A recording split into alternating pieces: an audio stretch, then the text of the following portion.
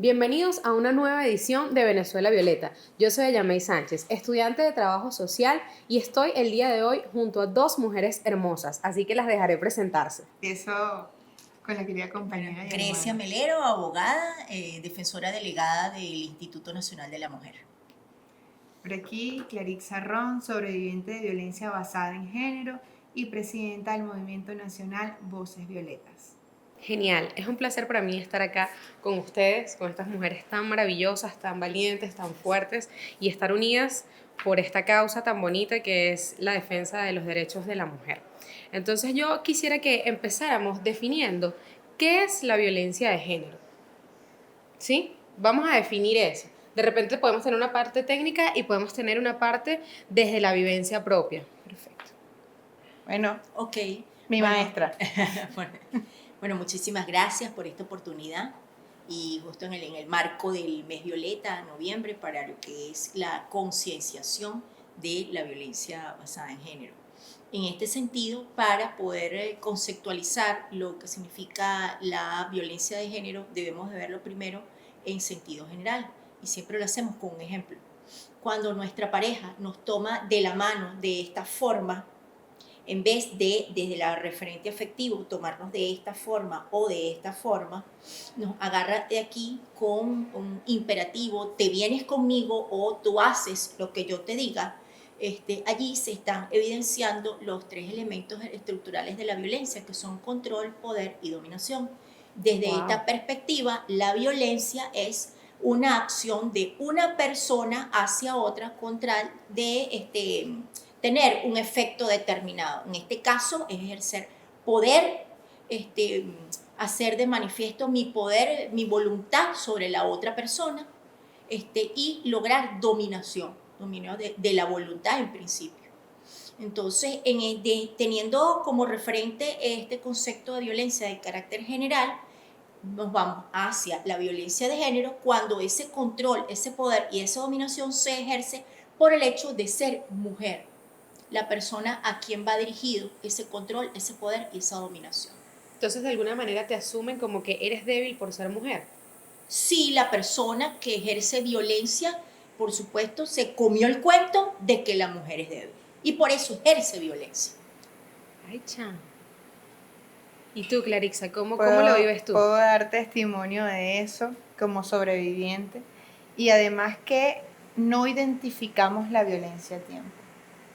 Y cuando digo a tiempo es porque la tenemos normalizada, la tenemos naturalizada. Así es. Entonces, si de repente te da un grito porque no le tuviste el desayuno calientito, ya eso es violencia, pero tú dices, no es que yo soy la culpable. ¿Cómo no le tuve yo el desayuno a ese No hombre le a tuve el tiempo, desayuno por a Dios? tiempo, yo soy una ineficiente, entonces te insulta y esos insultos tú dices, sí, tienes razón. Y lo vas naturalizando. Empiezas a Em- culpabilizarte. Empiezas a culpabilizarte, pero además entonces dices que hice mal y a justificar a esa persona. Justificas las agresiones, la violencia psicológica, que es la primera, y además está implícita en todos los demás tipos de violencia, pero que tú lo ves normal. Porque muchas veces también te dicen, si en el caso de que tu pareja, tu esposo o la persona con que convives, es que el matrimonio es para toda la vida y tienes que calártelo. Ay, es que los hombres son así. No, los hombres no son así. La violencia no es normal. Lo que es normal es el amor bonito, el amor que se comparte, el amor que abraza, el amor que va de un cuidado a otro. Pero un amor que ejerce control, como decía la querida compañera Grecia, eso no es normal. Porque el tema, por ejemplo, de los celos, que están totalmente naturalizados. ¿Cuál fue esa primera red flag que tuviste? El control. Yo, por ejemplo, era mi profesor de la universidad y él no me permitió que yo hiciera los trabajos grupales con mis compañeros, lo tenía que hacer sola. Qué heavy. Porque yo te amo, me decía, yo te amo, mi reina, mi princesa, y quiero cuidarte, quiero protegerte. Ellos te pueden hacer daño y por ahí se meten. Y tú dices, ay, bueno, sí, tienes razón, como él me ama, él es mi profesor además, entonces ahí hay una relación desigual. Sí, los Porque como poderes que están... totalmente desiguales Y tú dices, no, sí, tiene razón, él sabe más y además él me ama y él quiere lo mejor para mí. Exacto. Y así van avanzando. O sea que la primera que tú identificaste fue el control y supongo que eso se fue intensificando en otros aspectos de tu vida. No lo identifiqué. Por eso te decía al principio el tema de identificar la violencia a tiempo. El tema de la prevención es vital. ¿Por qué? Porque yo no lo identificaba, lo identifico ahora como sobreviviente, con toda la formación que he recibido, lo identifico. Pero en ese momento no lo identifiqué. Yo identifiqué la violencia cuando fue violencia física, pero la justificaba. Porque te trabajan tanto a nivel psicológico que tú te sientes culpable de cada golpe, de cada agresión que te dan. Y entonces te dejan un ojo morado y tú dices, no, lo que pasa es que en ese momento él llegó molesto a la casa y yo fui imprudente y le hablé cuando él no quería. Exacto, siempre hay una excusa para justificar cuando no se visibiliza de primera mano la violencia. Así. Grecia, bueno, cuéntame, ¿qué es lo que tú logras identificar que son las primeras red flags que traen las víctimas? Que dicen, mira, siempre, o sea, la estadística apunta a que la violencia empieza de esta manera. No tanto de cómo empieza, pero sí hay una determinante en el discurso de las usuarias que recibimos, y es cuando ya nos dicen no puedo más. Cuando ya dice ya vengo porque ya no puedo más, es porque ya una persona que tiene meses y años conviviendo con una persona que ejerce violencia en ella. Y eso de verdad que ya es como que una de las claves, uno de los detonantes, o denuncia hoy o puede pasar algo en cualquier momento. ¿Y qué puede hacer la mujer cuando siente que ya no puede más? ¿Cuál es esa ruta de acceso a la justicia? Bueno, en principio acudir, por supuesto, al Ministerio del Poder Popular para la Mujer y la Igualdad de Género a través de la Defensoría Nacional de los Derechos de la Mujer, desplegados en todo el territorio nacional. Estamos dispuestas para atenderle, pero sobre todas las cosas para escuchar. Te podemos escuchar si tienes una situación de violencia, si crees que estás pasando por una situación de violencia en tu contra. Aquí estamos para escucharte, atenderte y orientarte sobre todo el proceso de la denuncia. La denuncia es una decisión, pero te podemos orientar con todas las formas de violencia establecidas en la ley y tratamos de caracterizar y de identificar que esa persona que viene por primera vez se dé cuenta, en principio, que es víctima de violencia y cuántos tipos de violencia se están ejerciendo en su contra y que es necesario denunciar y que mientras más tiempo pase sin una denuncia oportuna, su vida y su integridad física corren peligro. Es así. Grecia tiene un monólogo maravilloso. Ojalá todas las mujeres del mundo pudieran verlo. Es genial porque ella empieza diciendo que le trajeron flores, ¿verdad que sí? Y dice que no es un día especial, que no es Navidad, que no es el Día de las Madres, va transcurriendo. Yo no quiero hacer spoiler de qué es lo que pasa, pero así inicia la violencia. Empieza en momentos puntuales y luego yo creo que se va extendiendo a la cotidianidad, ¿sí? Porque yo también he sido víctima de violencia de género. Esto está inédito, ¿ok? Se están enterando todos ustedes acá y yo también he pasado por ese proceso y sé lo duro que puede ser atravesarlo porque además sientes mucho temor al tú asumir que estás siendo víctima y bueno, ¿cómo hago yo este proceso? ¿Para dónde voy? ¿A quién le digo? Porque ¿Y ya ahora después... qué hago? Soy víctima de violencia. ¿Y ahora qué hago? Esa es la gran pregunta. Entonces, para eso está la institucionalidad, para acompañar a esa mujer que se acerca hacia nosotros en Fíjense ese algo, proceso. ¿no? Ustedes, yo las estoy escuchando y obviamente estoy haciendo memoria, tanto en mi caso como todos los casos que desde el movimiento acompañamos. Y es el tema de cómo identificas que eres víctima. ¿Cómo lo identificas? ¿Cómo sé que soy víctima? Porque pasa mucho de que soy víctima, pero como tengo naturalizada la violencia, no me doy cuenta. Se los digo porque desde la vivencia me costó mucho asumir que era una víctima, que la culpable no era yo, que el culpable es él, que yo no destruí mi matrimonio, que no es que yo soy una mala madre y estoy acabando con mi familia, como muchas personas, Y tu entorno no te juzgaba. claro, por eso, Pero tú por eso dices y digo lo de vuelves la con mala el balde. madre. Exacto, porque es que primero no te identificas como víctima. Una víctima, para asumir que es víctima, es muy doloroso. Porque además se supone que quien te está haciendo daño es la persona que tú amas Tu y quien principal debería referente amarte. afectivo escogido por ti. Exactamente. Sí, Entonces total. tú dices, ya va, pero es que yo lo amo. Y tú con esa esperanza de que esa persona cambie, porque la mayoría de las víctimas se quedan allí porque ellas tienen y tenemos. Y en ese momento yo tenía la esperanza de que esa persona cambiara. Y por eso se quedan allí y siguen el ciclo de violencia y perdonan una y otra vez. Porque es que así es el ciclo de la violencia, ¿ok? Entonces empezamos la fase de acumulación de tensión. Se van acumulando las tensiones. Viene la fase de explosión. Y eso puede ser un maltrato físico, verbal, psicológico, económico, porque hay 19 tipos de violencia en esta ley para la mujer. Y que en la segunda reforma se ampliaron, ahora hay 25 25. formas de violencia. Entonces yo Y creo que los eso es muy tipos, importante, otras ¿no? clases de delitos. Exacto. Conocerlas, o sea, porque cuando tú empiezas a conocerla te das cuenta, epa, pero a mí me están haciendo esto, a mí me están haciendo esto. Entonces, ¿cuáles serían esos principios fundamentales? O sea, ¿cuáles son los derechos que toda mujer debe conocer para poder identificar si está siendo víctima de violencia?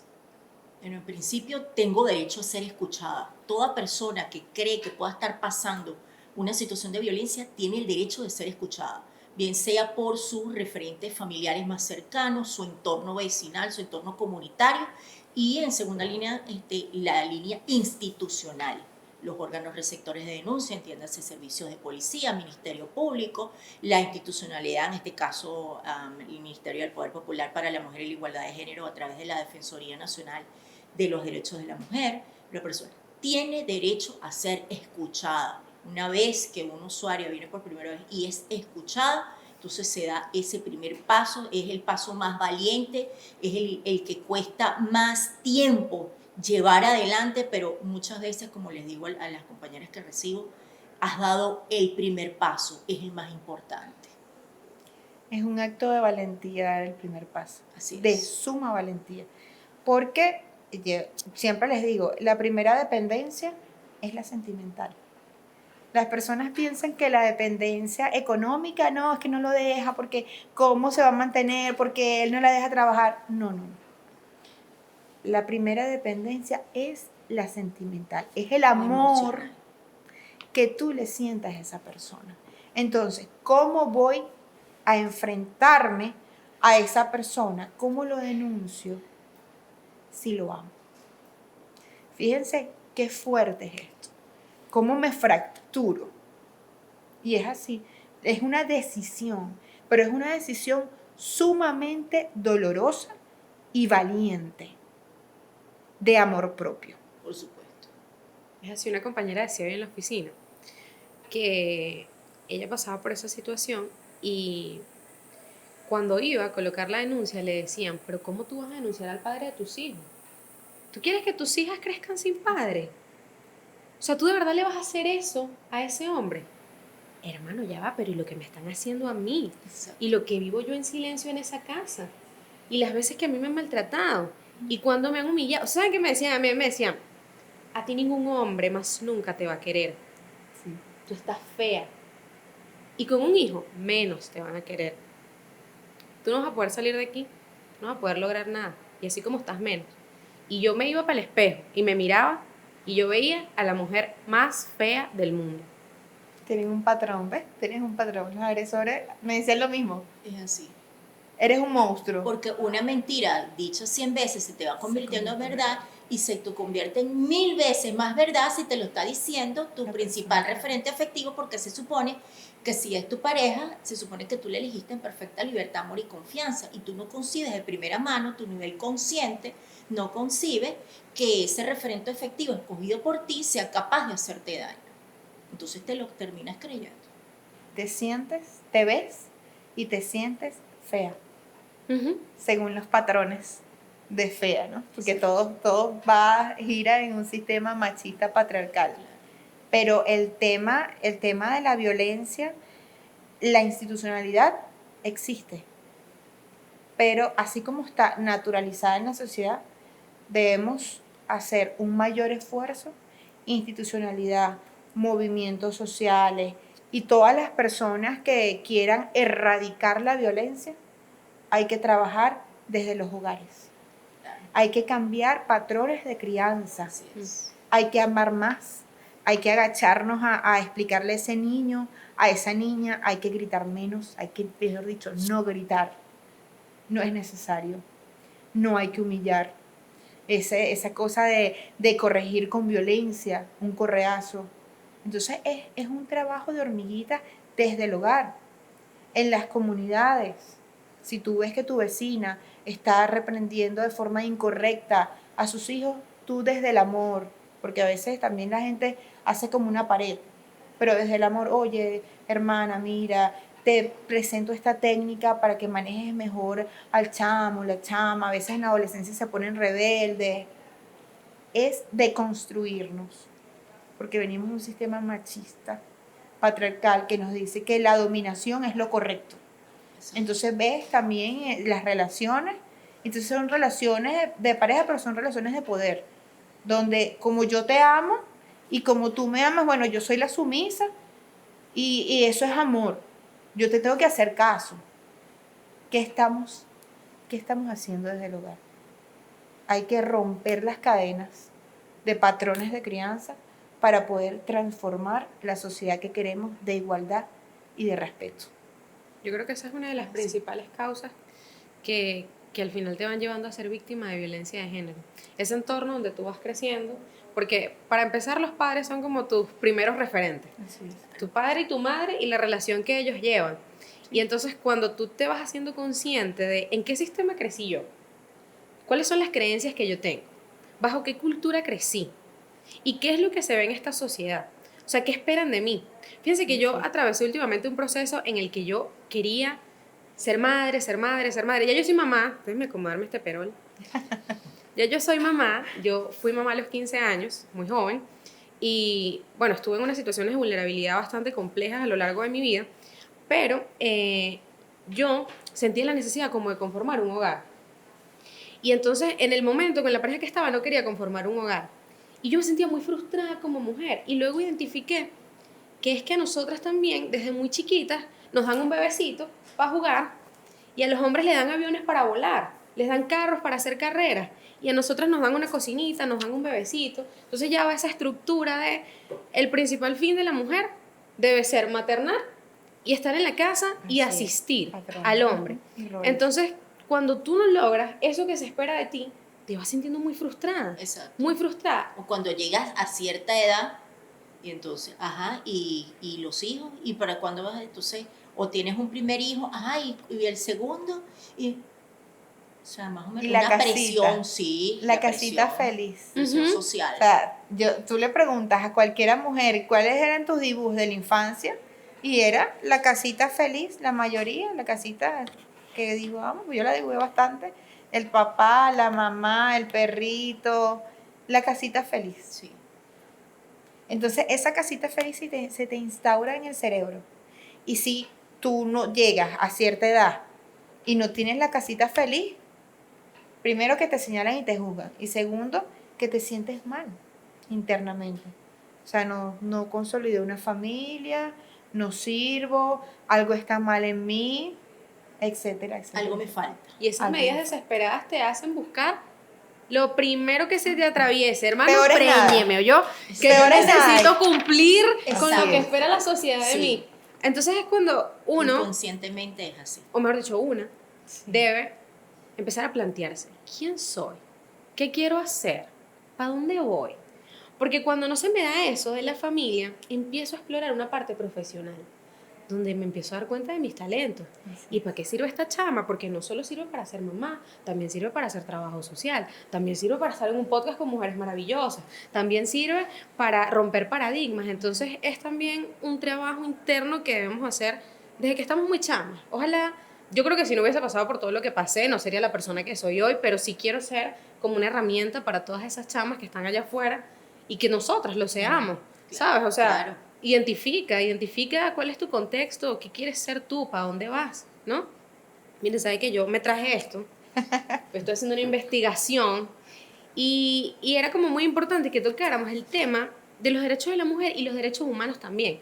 Pero me encuentro yo con este párrafo, hermanas, que yo quiero que ustedes escuchen y me den su opinión, ¿sí? Ok. Esto fue la Declaración de los Derechos Humanos, 1948. Bueno, el contexto, recordemos que el feminismo ha pasado por distintas olas a lo largo de su existencia.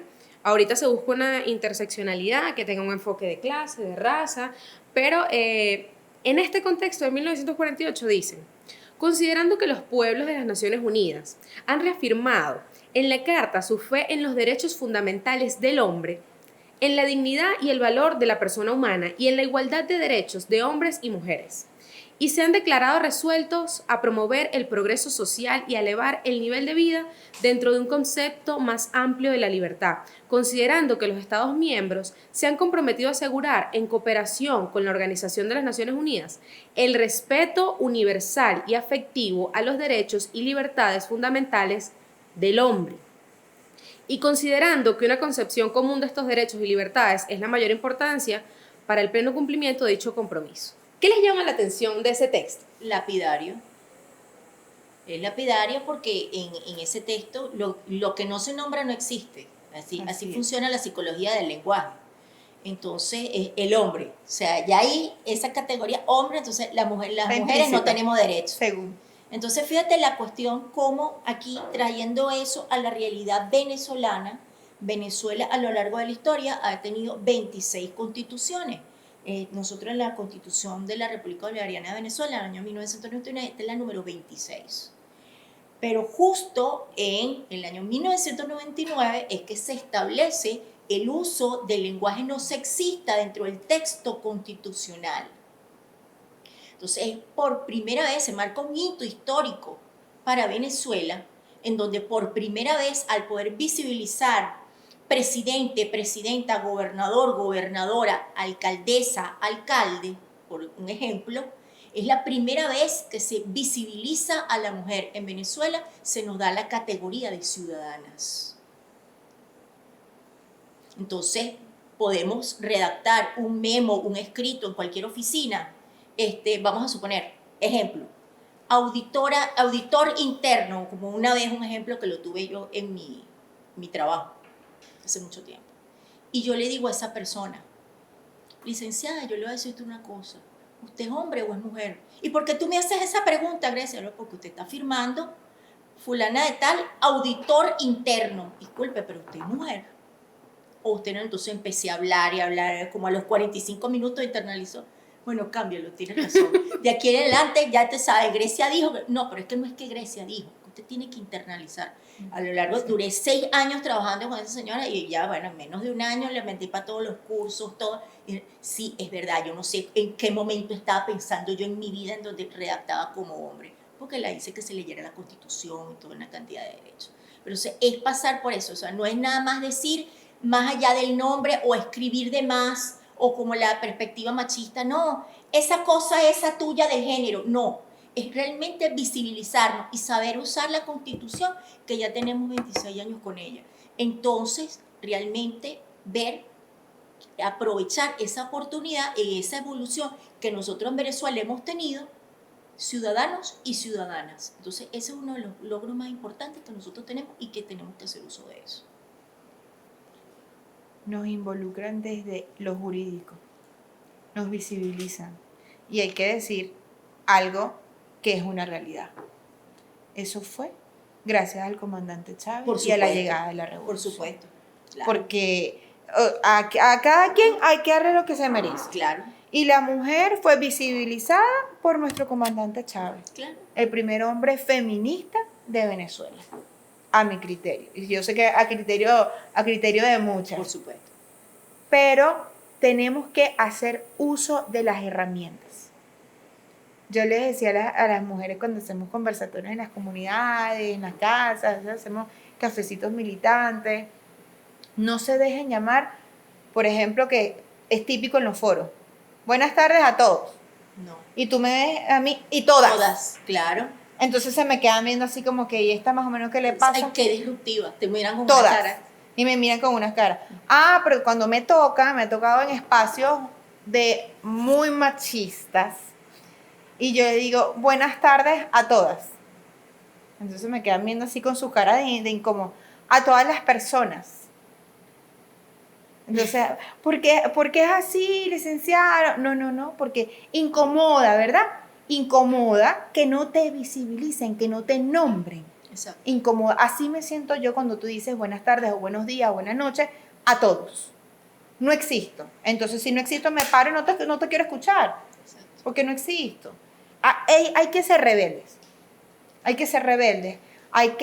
Yo siempre digo a las mujeres, hay que empoderarse, porque el empoderamiento no es, tengo plata en el bolsillo.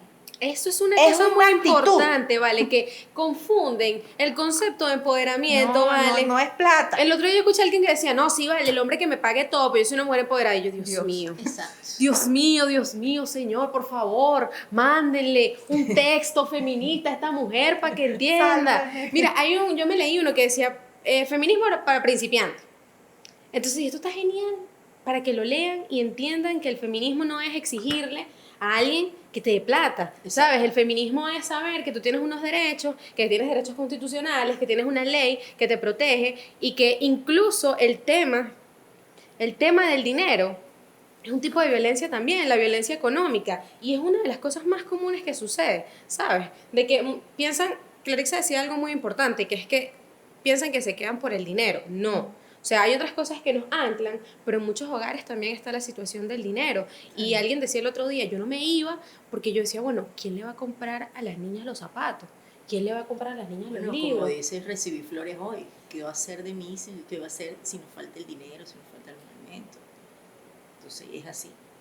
Muchas veces esa es una variable que tiene una influencia en la decisión de denunciar o no, o en las dudas que invaden de ahora, ¿qué hago? ¿Y saben qué pienso yo de este texto? Que es muy androcentrista. O sea, total. La perspectiva de la historia desde el hombre. Y ahora, no es que nosotras queremos excluir a los hombres, no. Por ahí dice, cuando una mujer avanza, un hombre no retrocede. ¿Sí? Lo que queremos es igualdad de condiciones para el humano, la raza humana, ¿sí? Porque entonces ahora tenemos también estos nuevos movimientos que van surgiendo, que son las distintas a la heterosexualidad. Claro. Entonces, antes de disculpa que te interrumpa, pero es necesario decirle algo a las mujeres, porque a veces el miedo es mayor que lo que tú puedes lograr. ¿A qué me refiero? Siento que cómo le compro los pañales, ¿quién me mantiene? Es él. Voy con ustedes. Necesito decírselo desde mi corazón como sobreviviente. Las mujeres somos del tamaño de las circunstancias que se nos presenta. Por ejemplo, yo llegué a vender toda mi ropa y tengo muchísimos casos donde las hermanas salieron a trabajar sin tener nada en el bolsillo. Me dejaron en cero. Me bloquearon cuenta porque todo era en común. Me dejaron en la calle. Y vengo de una familia sumamente machista que me dijeron, tú no tenías que haber hecho eso, tú no tenías que haberlo divorciarte ni denunciarlo. Usted va a salir de esa circunstancia porque usted puede. Y en el camino se va a dar cuenta que no está sola, que además de una institucionalidad, hay gente que usted ni siquiera sabe que por las circunstancias te va a abrazar y te va a apoyar y te va a dar esa mano amiga para que tú salgas del hueco donde estás y renazcas como el ave fénix. Así que sí puedes, no dejes que el miedo te paralice. Eso que quería decirlo porque bravo, son cosas que pasan. El miedo te paraliza y tú sientes que no vas a poder y tú no, se van a morir de hambre. Nadie se va a morir de hambre. Nadie. Así que vamos para adelante. Es así. Total. Cuánto agradezco yo también no haberme quedado. Y qué bonito que podamos estar aquí y ser la voz de muchas de las mujeres que están en las comunidades, que están en sus hogares. Dicen, ¿qué hago? ¿Para dónde voy? ¿Con quién hablo? Porque ese es el temor cuando eres víctima, ¿viste? Pero ya le has contado a toda la familia, a todas las amigas y que me está pasando esto. Y ciertamente el tema del machismo es muy heavy en esta sociedad. Total. Tengo una amiga que el otro día salgo de un foro de ruta de acceso a la justicia para la mujer víctima de violencia. Y le digo, amiga, esto es así, esto es asado. Me voy yo históricamente a contarle cómo nace el feminismo y cómo los hombres han tenido poder sobre nosotras durante casi toda la historia, ¿sabes? Porque 50 años de historia es nada para los miles de años que tenemos existiendo. Por supuesto. Y me dice, amiga, pero es que yo también lo provoco. Y yo, Justificando. O sea, esa era yo hace par de años atrás. Y le digo, aquí estoy. El día que quieras, aquí estoy. El día que te animes, aquí estoy. Está Clarissa, está Grecia, estamos nosotras y hay todo un Así colectivo en la claro, calle por supuesto. dispuesto a acompañarte, ¿sí o no? Claro. Así es. ¿Cuál es el mensaje entonces que le va a dejar cada una a las mujeres venezolanas y a las mujeres del mundo? Wow. Claro, por supuesto, a través de las plataformas digitales, a través de todo el mundo, por supuesto, claro que sí. Bueno, desde nuestra perspectiva, estamos siempre dispuestas a brindar una mano amiga, a escuchar y sobre todo a que las mujeres se empoderen y que no está sola. Siempre se puede, como lo decía Clarissa, siempre se puede salir y las leyes y todo el aparato gubernamental no está diseñado para que la mujer se quede en su condición de víctima. Siempre hay caminos más allá del paso de la denuncia, de la búsqueda de la ruta de la justicia. Siempre se puede salir de la violencia contra la mujer, sí se puede, pero la cuestión es que hay que tomar la decisión. La primera decisión es buscar ayuda. Nosotras te apoyamos. Desde la posición como sobreviviente, les diría a esas mujeres que están en la ruta de acceso a la justicia, fortaleza. Es desgastante, pero sí lo vas a lograr. Pero más allá de un proceso judicial, es el tema de que tú renazcas desde tu ser. Empieza a amarte. El verdadero poder es el amor propio. Cuando tú te amas, no permites que nada te haga daño. Y si sientes que algo te duele, ahí no es. Por ahí es muy típico decir, epa, ahí no es. Algo está mal. Así es. Renace, independientemente del proceso judicial, sea a favor o en contra, porque a veces nos aferramos mucho a ese proceso judicial y todas necesitamos justicia. Pero lo más importante es que tú renazcas y aprendas a amarte, a valorarte y a identificar esas banderas rojas que tenemos naturalizadas, decir, no, ya basta, no voy a permitir que me violentes.